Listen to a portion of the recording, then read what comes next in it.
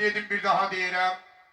Bu Qarabağ torpaqları uğrunda dediyim söz qüvvədədir. Deyərdim ki, ömrümüzün, yaşadığınız ömrün çox hissəsin vətən uğrunda, torpaq uğrunda, xalq uğrunda, döyüşlərdə, özdə xidmətin bir ağır növündə də siz bir nömrəli kəşfiyyatçısınız.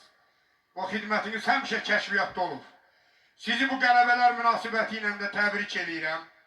Sizə can sağlığı arzulayırıq, hamı birlikdə.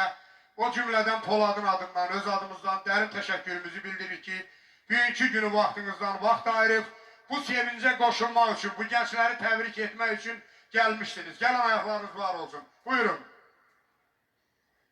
Təşəkkür edirəm. Borcumuzu yerinə yetirmişik. Dost, qardaş kimi həmişə bir-birimizin ətrafına xeyir işlərə toplaşaq.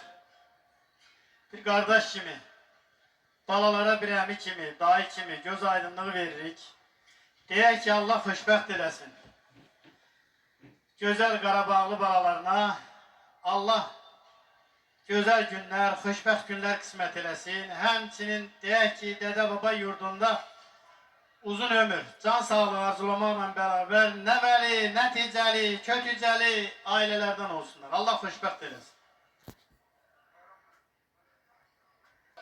Balalarınızı mehriban eləsin. Xoşbəxtlik mehribançılığın mavinidir. Ona göre mehriban olsunlar. Çok sağ olun. Allah mehriban eləsin. Allah koşa garisinin içinde Allah xoşbəxt eləsin. Çok sağ olun. Var olun. Gələn ayaqlarınız var olsun. Pullarınız da həmişə belə günlərdə xərclənsin.